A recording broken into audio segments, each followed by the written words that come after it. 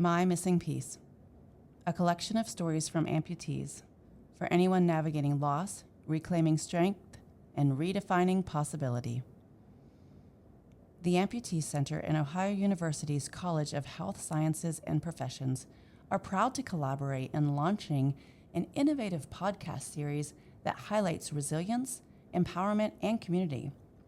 This partnership unites expertise in education and rehabilitation to amplify the voices of amputees, share inspiring stories, and foster meaningful conversations on accessibility and well-being. By leveraging the Amputee Center's deep-rooted commitment to advocacy and CHSP's studio resources, this initiative will serve as a platform for education, inclusion, and support for individuals navigating life after losing a limb. We are excited to bring this vision to life and create lasting impact together. Good morning, and thank you for being here. Good morning. Thank you very much. So, Exciting. well, let's just start with life, because before amputation, because I did catch that you're not originally from West Virginia. So, just generally what your experiences were as just growing up, activity level, things like that. A lot of activity. I originally am from Kansas, little bitty farm town outside of Kansas City, then outside of Leavenworth, which is outside of Kansas City. And we had land and animals, and I grew up just outside moving around. You had responsibilities on the farm with the horses and the cows, the pigs and the chickens and all the things. Um and just all the land and woods that a little boy could want to roam around, and it was great. I mean, just lot of outside time, mostly outside time, actually. Like, I get to go into the uncle corner quite often when I talk to my child about how hard things were and different, I guess, for young kids back then. Um, and in the late 90s, my family, we moved to Florida, and it was totally different. Actually, we moved to Tallahassee, and now I'm in a city, as far as I'm concerned, like a major metropolis, and having to deal with those changes in environment and community, and also activity. Like, I got into skateboarding. It was the 90s, um, and so that's kind of the direction I went to, a little skater dude. But I always played music from third grade on. I was always in music, playing the drums. And so at least I had that when I got into school. I was in band and got into marching band into high school. It's a pretty typical upbringing. Yeah. The idea that I hear is that people don't have interaction with amputees. So, can you really take yourself back to that, up to age 20? Any awareness or thoughts or opinions or experiences that you had with anybody with disabilities or amputation? The only ones I knew up to that point were farm accidents. Mhm. Um, well, I've thought about this actually, and I was never like introduced to it,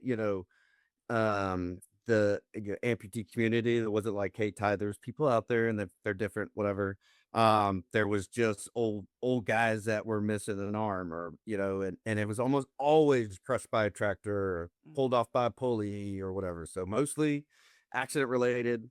But that was about it. Like, I didn't have a friend or family member that had lost limbs at that time. So it was very minimal, and it was almost all accident based. I find that really relatable. I grew up on a farm, same experience, and I had a neighbor that was missing fingers, and then I had a cousin who had an arm pulled off.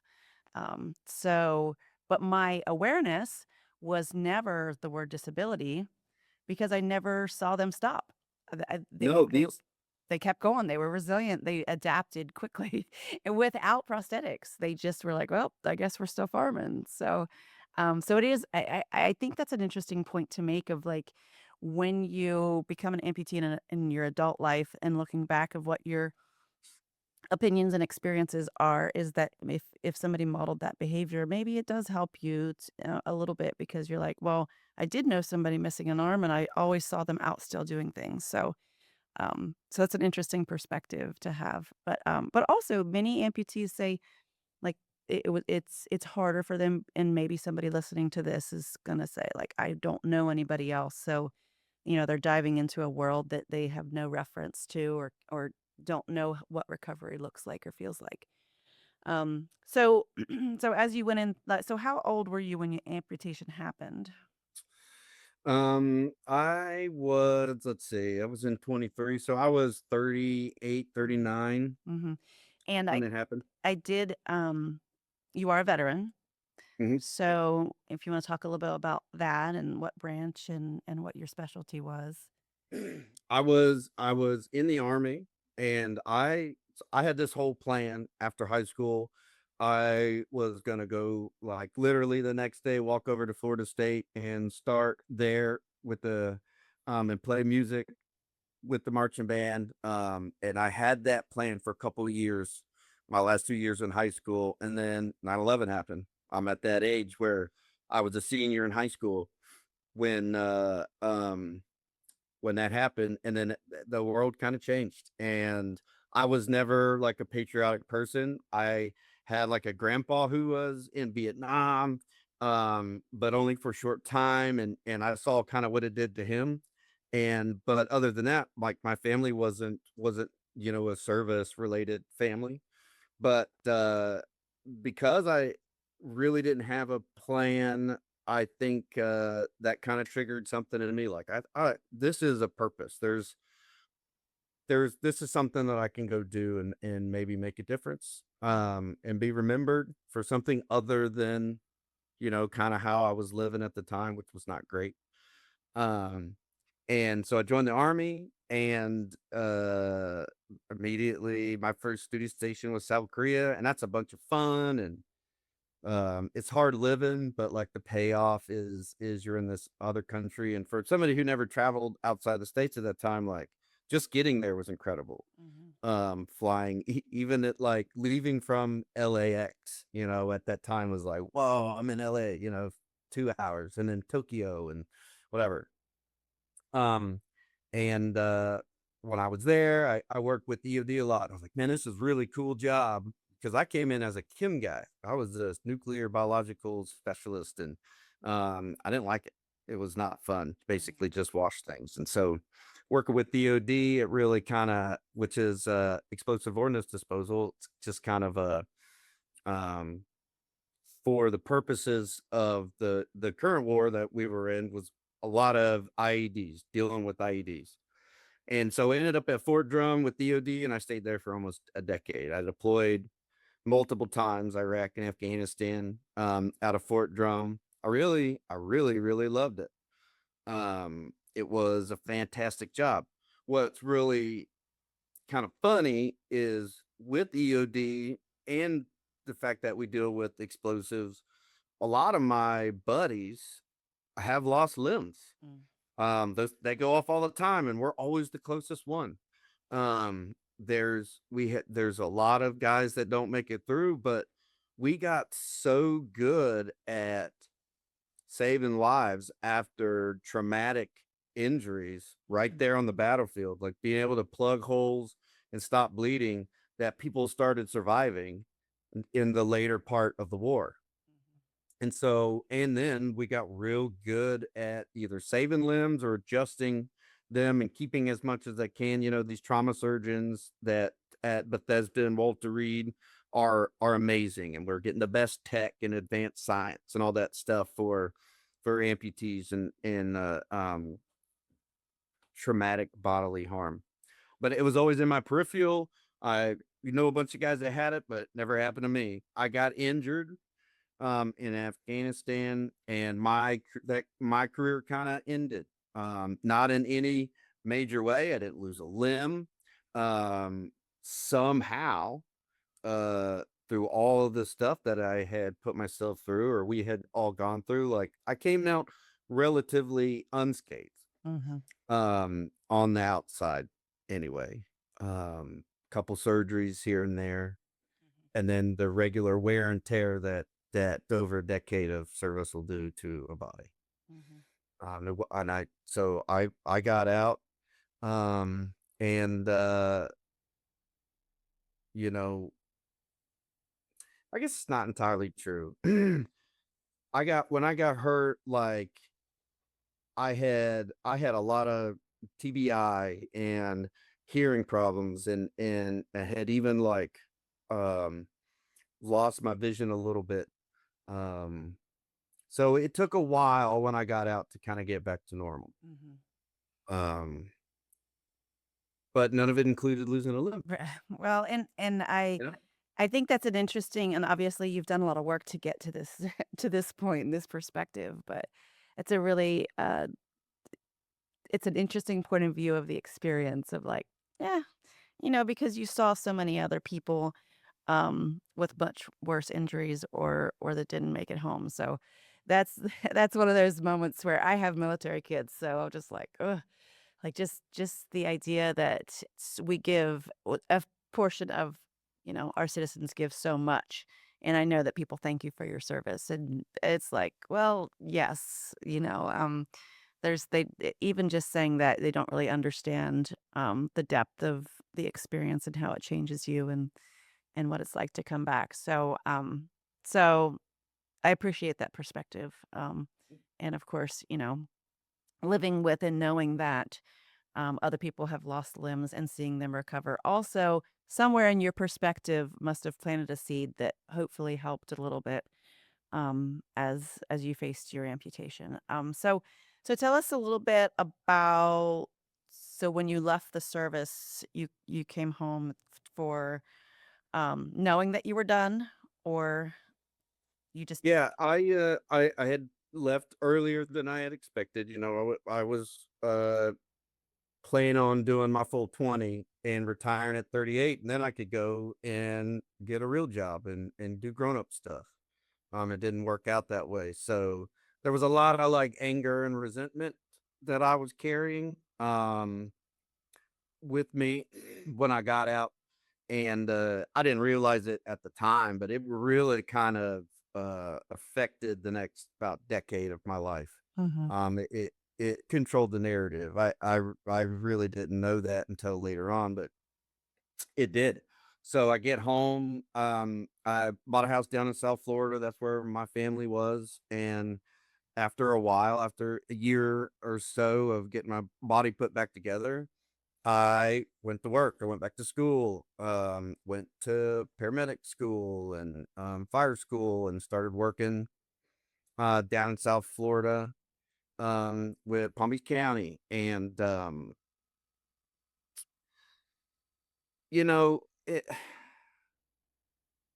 that's like when, and it's not this is an amputee thing, not a PTSD thing or whatever, but all of these things that I was going through, I was still angry and I was mhm, bored, and there was a lot of high risk behavior going on, and wasn't making very good decisions, but I thought I was happy. I was enjoying my life. I was making plenty of money. I was buying homes. I was driving a nice car. I was doing cool things, traveling a lot. mhm, But I was just right on the edge of something mhm, bad.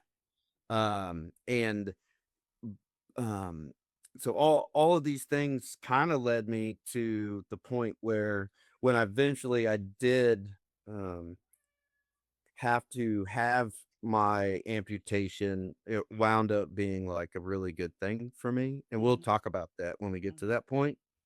um but the next decade was just trying to be normal, trying mhm, to be a normal human adult and work on relationships, and um they don't there's no training in that. mhm, You go and you do this crazy stuff and you have a wonderful time and you're so tight with these guys and gals, and and people are always, they see you, and they automatically respect you and want to thank you, and that feels good. It kind of goes to your head a little bit, and we were doing cool stuff. mhm, Then all that goes away. and you're a normal person, and nobody cares about you anymore, or at least you feel that. You Mm-hmm. know, you that's how you feel. So we Um, have there's Brian, who's a part of our community.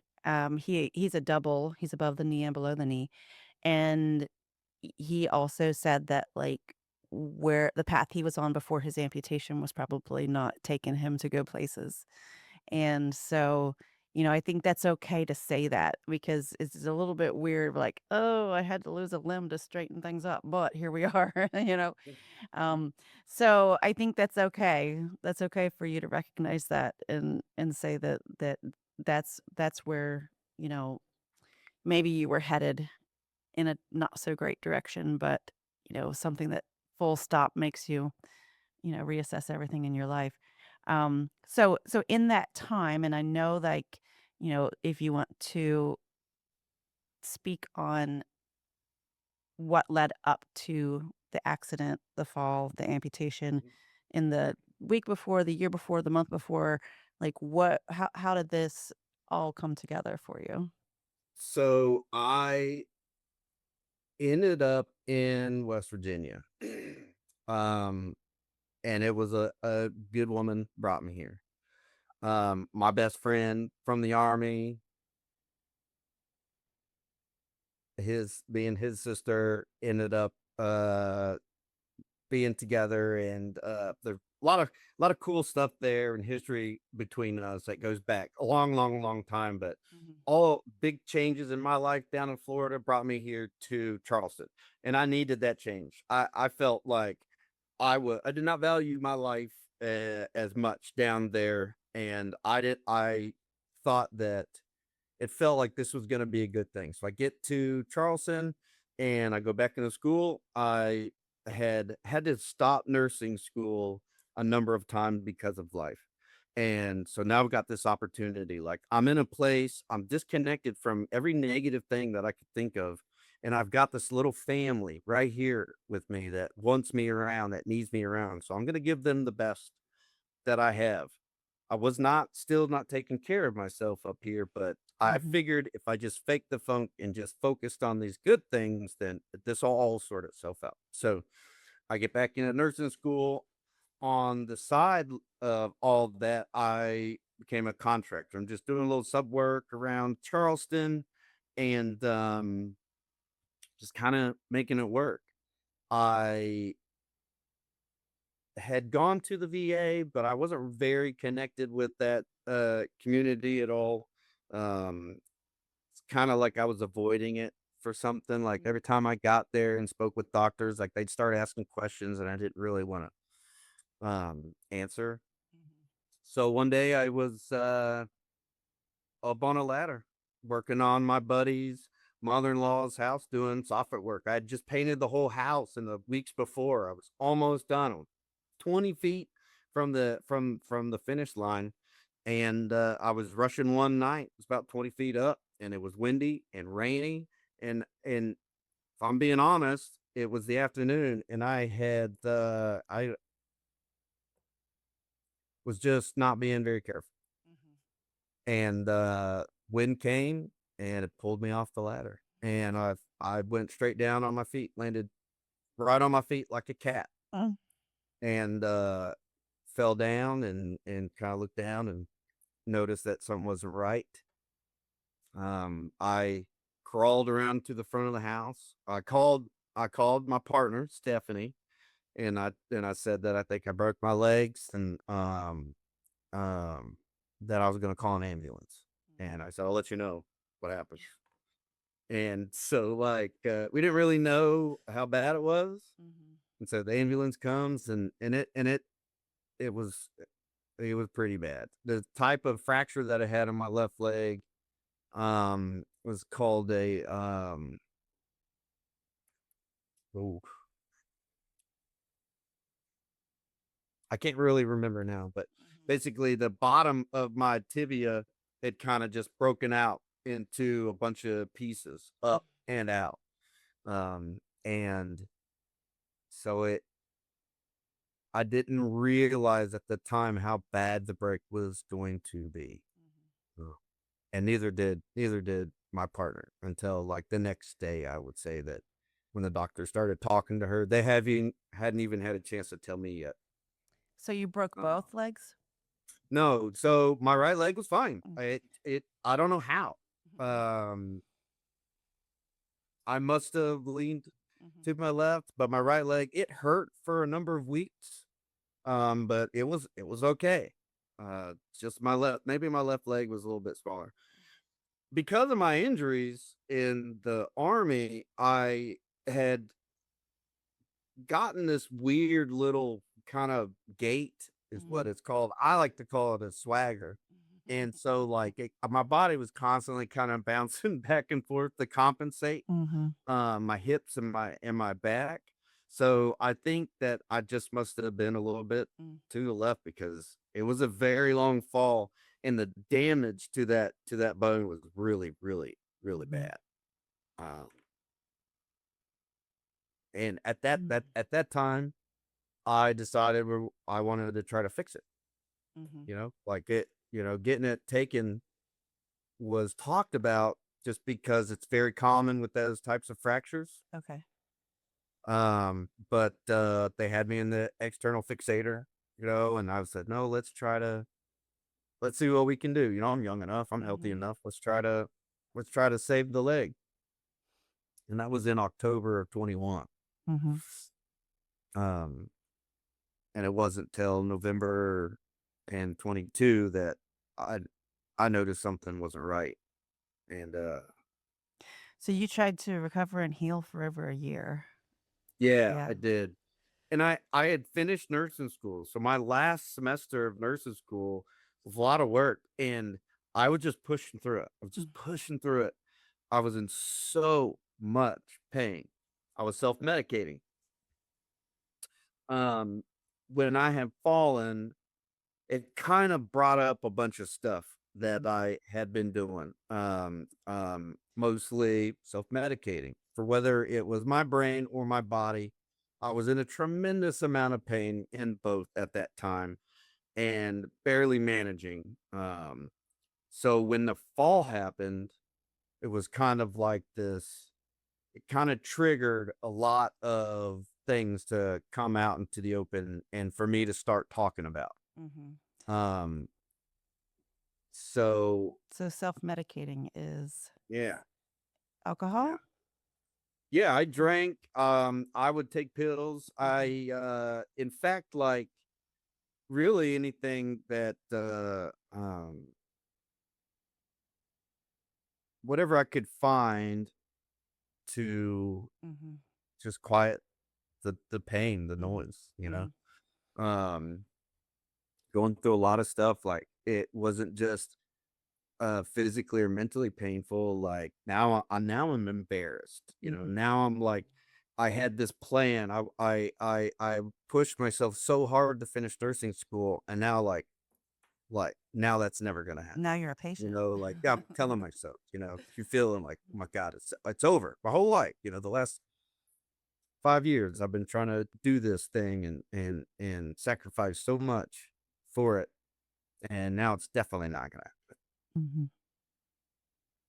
So I did. I tried for about a year, with the surgeries and the things inside. And by the end of 21, like my leg was misshapen and my foot was weirdly shaped and longer. Mhm. And just looked horrible. And so we had it x-rayed and my doctor, Rini Bishari here in Charleston, was like, I don't know how you're walking because I had no idea how you made it in here. Like, it looks terrible. Like, you must be in so much pain. Mhm.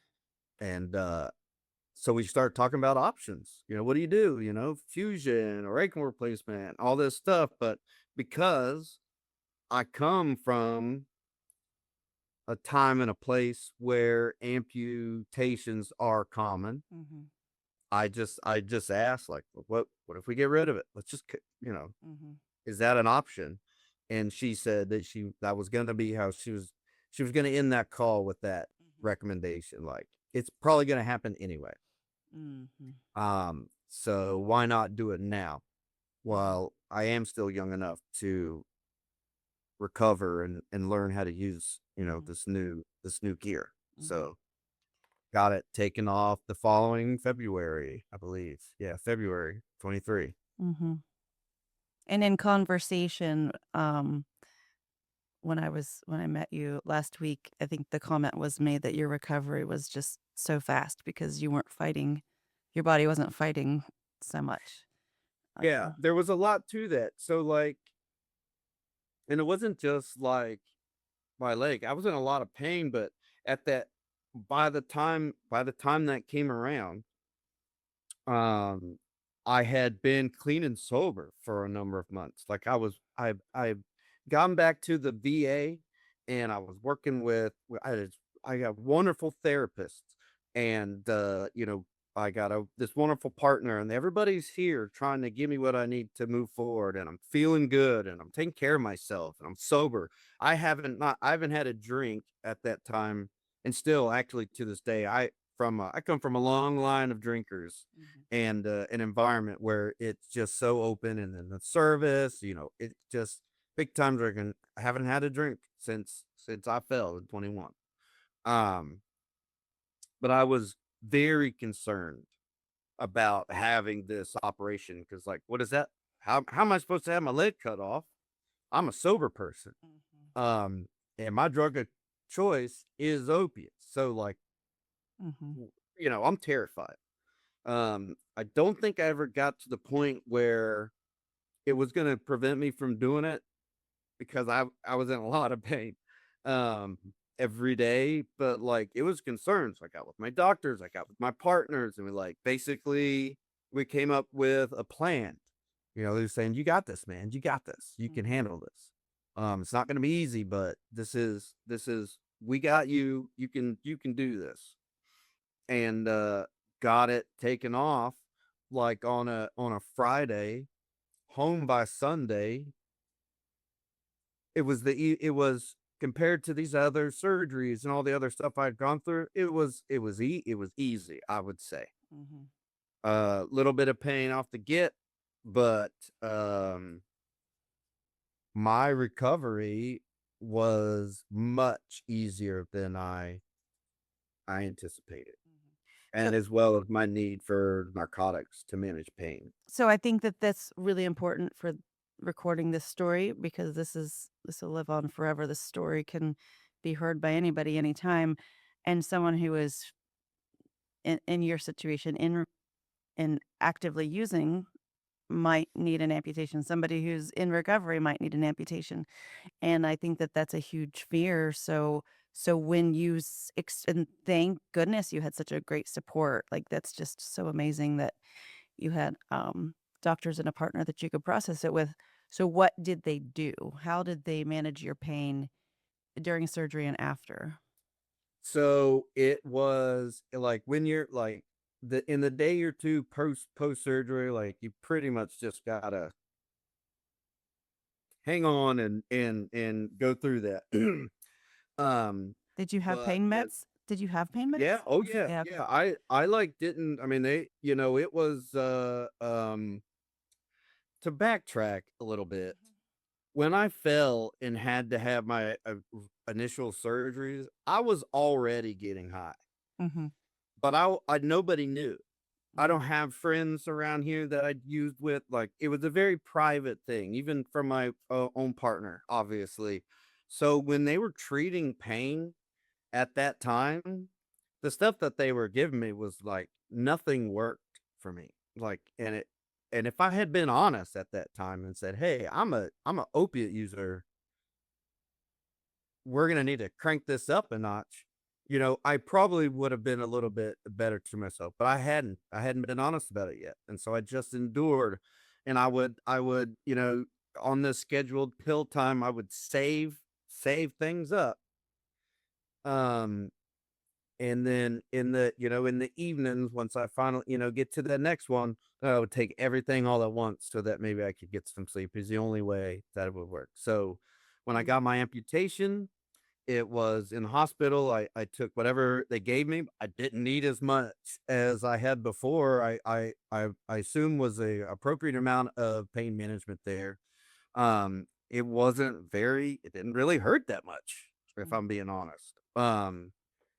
And then when I got home, there was the schedule. There was, I had, just enough of very light pain med for breakthrough stuff, and it stayed, with my partner, and it was checking in with my doctors and like my mental health doctors, not just my regular doctors, and it was being honest about how I'm feeling. Mm-hmm.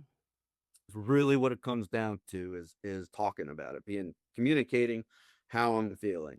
You said And not you said you didn't tell them, and then they did know. Where was that turning point? boy. So the turning point in between these two time frames, I I ended up going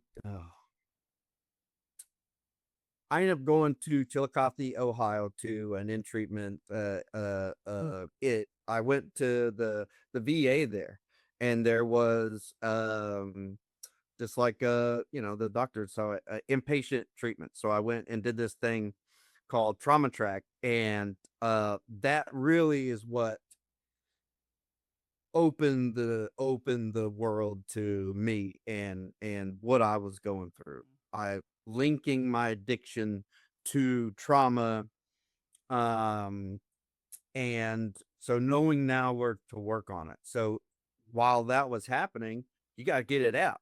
You know what I mean? You got to get it all out. Mm-hmm. You can't you got to if there's any chance of making it through, the people that love you, the people that are there for you, they need to know everything. Yes. Yep. They not just because they care, they do, but being in recovery or in addiction, it's tricky, and you can want it bad enough, but your brain chemistry gets a say too, and so getting everything out in the open was the first step Mm-hmm. in my recovery, I Mm-hmm. would say. So that's how they did. Okay. Okay. Well, So, and that's obviously um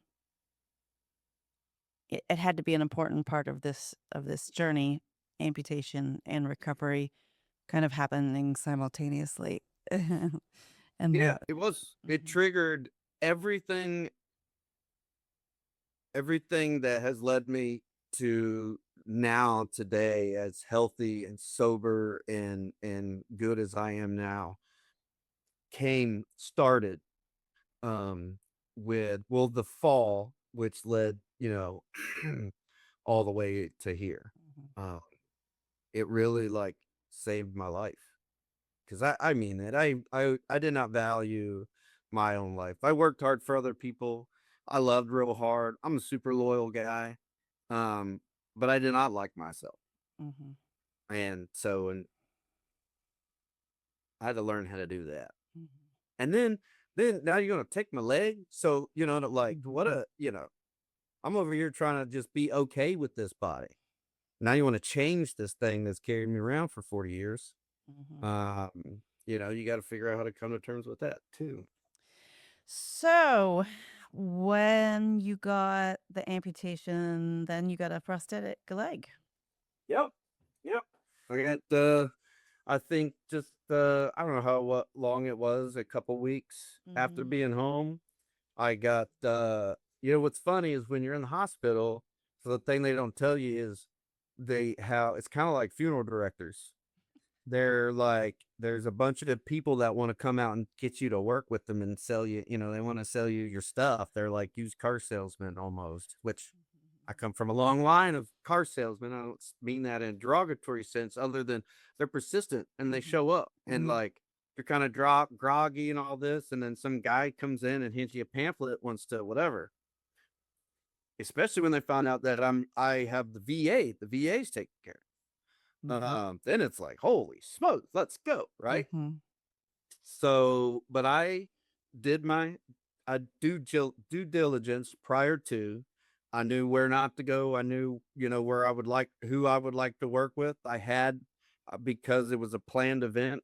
I had the ability to kind of set things up and be prepared for that. I would always recommend, if possible, like they're kind of like picking your prosthetic guy or gal Mhm.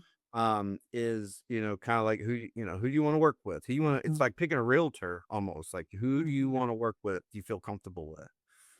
And so yeah, I got my leg in Huntington, West Virginia. There's a hanger clinic there. The guy who runs it, his name's Rob. He's like the best. I mean, he's so cool, Mm. kind, smart. Um, and he got me fitted up and got me moving pretty quickly. I like was anxious to get moving again. Mhm. And so I had to be told to slow down a lot. Um, because I could tell that something had changed. Mhm. I could tell that this was a a positive.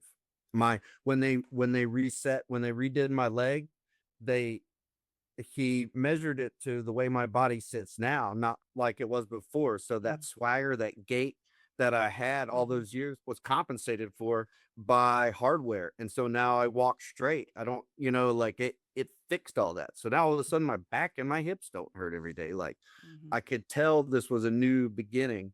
And I was like, let's go. I know that this is not gonna slow me down. Like you said, all of the old timers from back in the day that were missing limbs, they were still working the farms. Mhm. Most of my buddies that are out there that had lost limbs, they're still doing stuff. Like some of them too much. Uh, so like I knew it was possible, and I had the perfect scenario in which to excel. And so I hit it hard, got my leg, started moving. Then I would hurt myself and I couldn't wear it, for a few days. And so like I I was eager, and got in a lot of trouble between my partner and my prosthetic guy. I had a number of talking to, because I was ready. Mhm. I was You have to ready. feel like your body got a burst of energy from the reserves that it was putting into trying to heal that leg.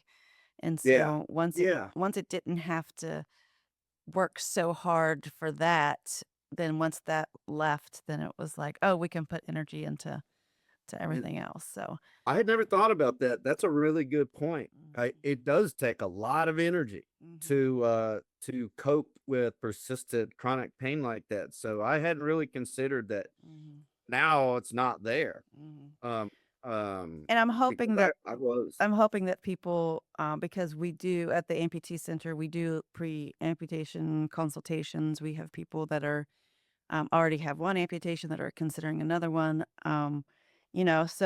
So there's those moments where no, it feels like the worst thing in the world to be told, but now I can think of a handful of people that have the relatable experience that you had, which was like suddenly life was better. Suddenly, I know, I yes, I have to deal with putting on this prosthetic, but at least my body is not in chronic pain all the time.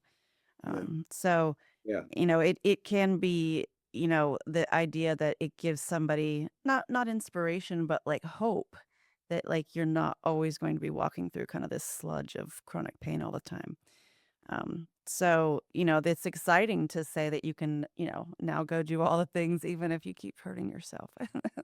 Yeah, I So, I had been missing out the last couple years on all kinds of like one of my favorite activities since I've been here is out in the woods hiking, mhm, um with my partner's son, and we spent so much time out there. And the last year or two before I got a cut, I couldn't go.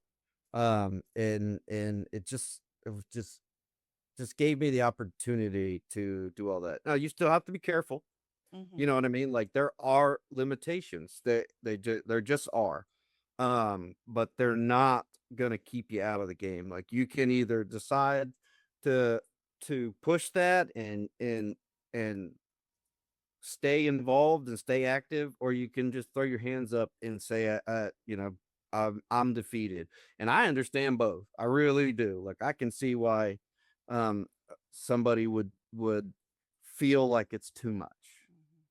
Um, I really do, but it doesn't have to be. To me, it just feels like I I have this other new opportunity, and I was hitting all these benchmarks like in my life, not with my amputation. I was doing all these things like it wasn't planned, but like let's add this to the group and use it to um I don't know, move forward, I Well, guess. the yeah, I mean that's like it's not even feels like in a movie. I always say it's like in a movie where like you have the music montage, the one song plays and in the song all these events, it fast Yes. forwards you through a section and it's almost like that part is for you, right? That was that part and now hopefully that's you step into um aligning and speaking up for other people and again, not necessarily being an inspiration, but at least giving them something else to see. Like, well, this is an option too. It does create another layer of purpose of your life and I feel like as we talked a little bit about like addiction and recovery is, if you found your purpose and at certain times and what motivated you and um, you know, hopefully from your story, somebody can find a little glimpse of what their purpose might be.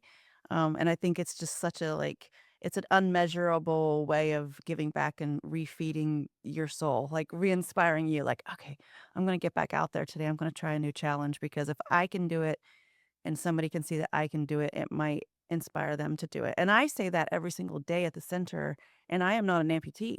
And I see what they're overcoming just to show up and hit their fitness goals or get past social anxiety or stand up and speak in front of people. And so I literally never have an excuse.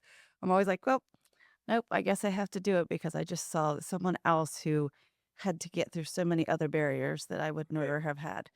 So Yeah. so yeah, it's really hard to feel sorry for yourself Yeah. sometimes. Yeah. Um, I see that. I feel that. I do.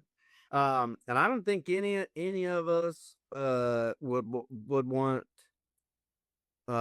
anyone to I don't I don't want anybody to feel sorry for me. It just like as a soldier, as a combat veteran being mhm, told like thank you for your service kind mhm, of makes you, you know, little bit uneasy to be looked at now as an amputee, like and out there in the community doing stuff because I hit the ground running. mhm, I am all the way inside of my community here. I do so much. I'm and not like physically active, but like it propelled me into making this place my home mhm, and these people my friends and my family. Now, not a lot of them know all the details of my journey, mhm, but what they do see is a guy who has, a prosthetic leg out there just doing whatever I want. mhm, Um so and so if that is an inspiration, then that's great. mhm, I feel if I am going to go through all this stuff and work hard and survive where many others haven't. I've got everything in my past trying to kill me. Um and I'm going to make it through and I'm going to survive. I'm going to do it. I wanna use that. I wanna use that to help somebody else out. mhm, It I got upset about not being able to be a nurse anymore, but you know what? Along the way, I met these amazing social workers. I didn't even know what they did. I never, and now I see what they do, and I see like this community of people that just want to help. That's genuine. They're not trying to get anything out of you. mhm, And I connected with the ones that had been through the things that I'm there to get help for. And so I'm like, shit, man, like I've got all these bad things that I'm living through and have survived. Like, why not use that to help the next guy who because I wasn't always this positive about this experience. mhm, Like it kind of came out over time being sober and healing and not being, in pain. So like I have to find my new goal is to find a way to get out in front of the people who really need to hear and see somebody doing okay, and Well, I think we're ignore starting. We're starting right yeah, there. ignore the anxiety that I feel when somebody Mhm. looks at me with just an ounce of awe or appreciation. Like just try to be of service, and that's Mhm. my new goal is to be of service. I do want you to. I do want to talk a little bit about your relationship, and you can talk as much or as little as you want. But the reason and for the purpose of each category of this library is that it is relationships are challenged, and there are stories that I know that they've met years after an amputation. I know there's another couple that they have been together through 40 surgeries, right? Um, so so there's I've seen every part of the spectrum of somebody who has been there through all of it. So if you want to kind of talk a little bit maybe about the relationship that you have with your partner and how amputation affected it or didn't. So I would like to think that what I have with my partner is like common is the same kind of relationship everybody that goes through these things with us have. Um, but I'm just not sure that it is. My partner is intelligent and driven, successful, beautiful woman that even before I was around was killing it. Like I am in her orbit, and even before all of this, like that's just the way that it is, and I love that for me. um she was and has been very supportive of me and my journey. She um truly cared, and as there are very clear boundaries, she is always willing to learn and work as long as I was willing to do the same thing. Mhm. So when it came to this new challenge, she learned as much as she could about it. She asked a lot of questions. She was with me through, all of the stuff. And we were just talking about it the other day. Like we were on a road trip somewhere, and it was like a month or so before my surgery. And it's like 2 o'clock in the 2 o'clock in the morning. We're driving, kids asleep in the back seat, and I had this thing that had been bugging me forever. And I asked her, I was like, what if I get this thing removed? And all of a sudden, like, you can't even look. What if it grosses you out? Like, are you still going to want me? Mm. And she was like, I don't know. Like, I think so. I don't see how it could, really change anything. But she was honest and said, I don't know. Well, so that's how she is with everything. Mhm. Like, it's not gonna always feel good when I hear what she has to say, but it's always gonna be honest. And that has shown to be like the most beneficial part Mhm. for me. So our relationship is great. I am more upset about my limitations and the things that I have to deal with on a daily basis because of my leg than her. She's very patient, Mhm. um, and helpful.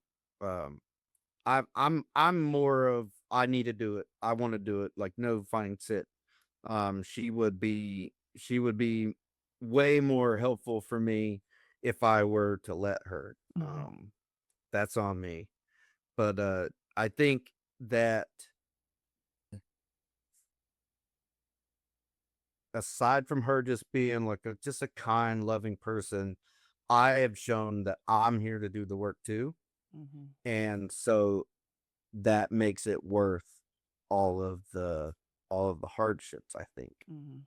Um Well, recognizing, and I will recognize me, it's just I specifically want to ask the question about the amputation. So I think that's a great relatable statement of like, I don't know how it's gonna be afterwards, you know.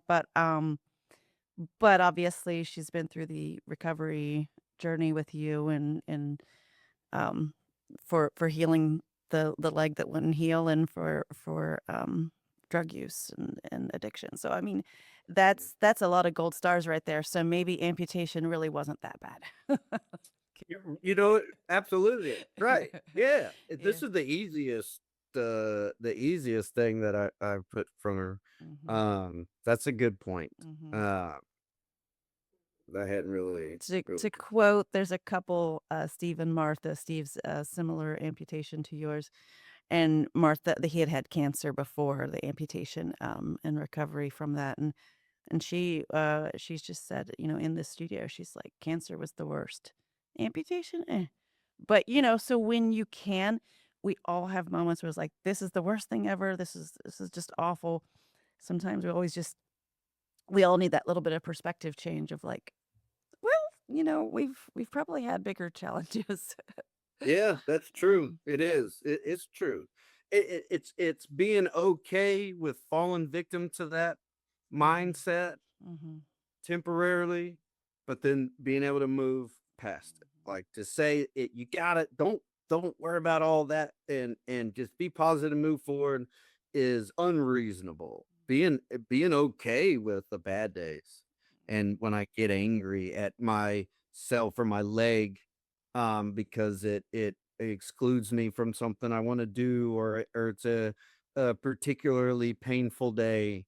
Um, uh, and I have some words with my leg, um, not being upset or disappointed in myself because I did that, being Mhm. okay with that, and then moving on later. Mhm. So it's um, acceptance, Mhm. but not defeat, Mhm. are two different things. Yeah. Very cool. Do you have multiple prosthetics? Like different legs, different Mhm. sockets. Yeah. So another reason well, I feel very lucky is because I do. I have the VA, they're the ones cutting the checks.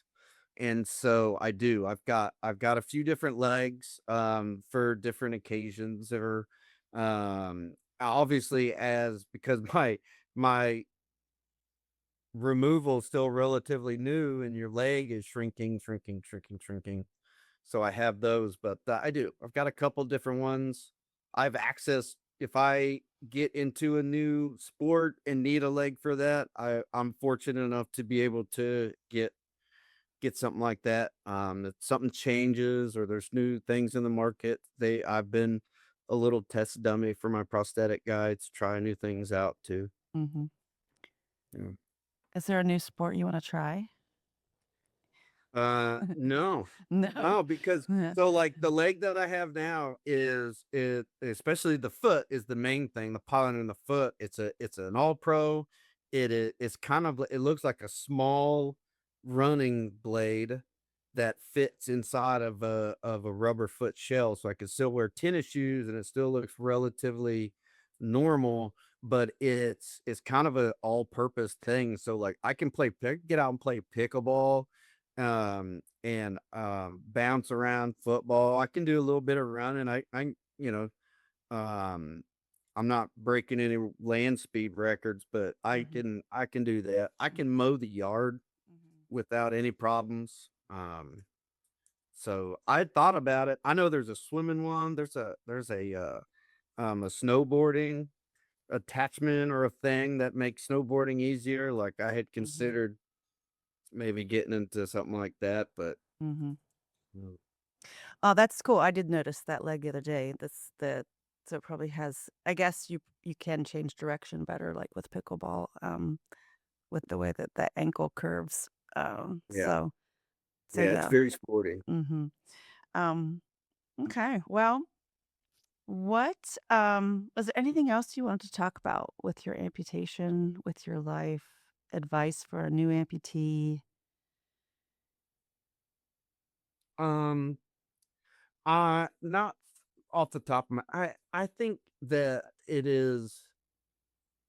doesn't define us. You know what I mean? Like I'm so much more than this leg. And some of it good. Um, it's always the first thing people see when they meet me, and that's okay, that's fine.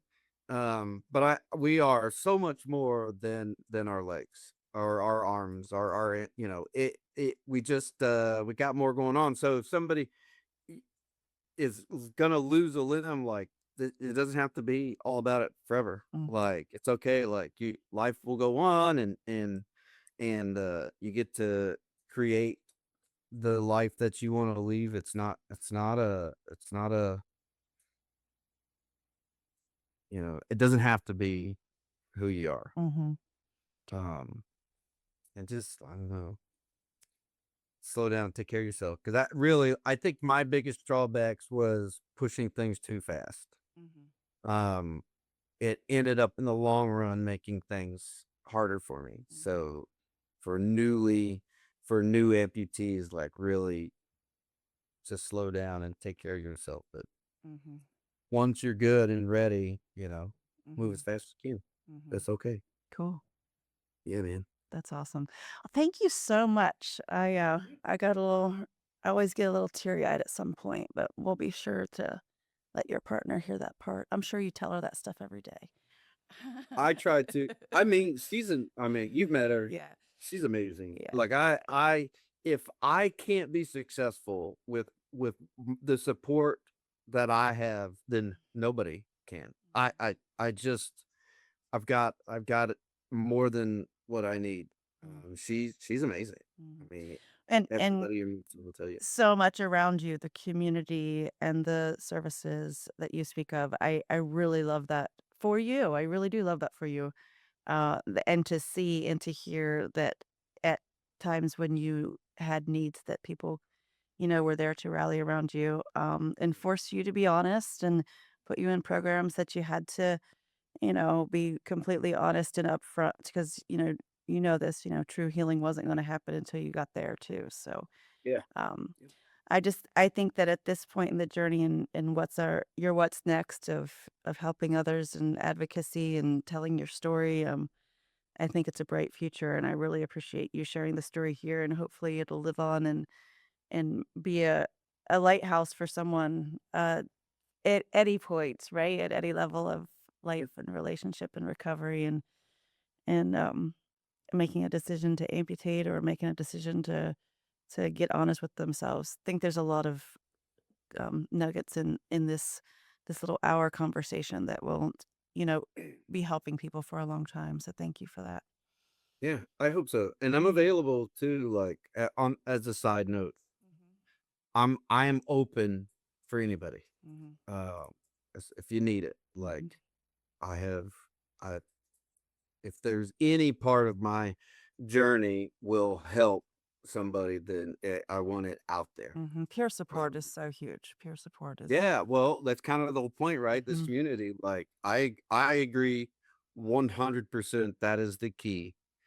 And that starts with being open Mm-hmm. and available. So Yeah. Thank you. I got you. Thank you. Thank you for listening to this episode of My Missing Piece. Be sure to like and subscribe on your favorite podcast platform and join the conversation. Let's rewrite the narrative together.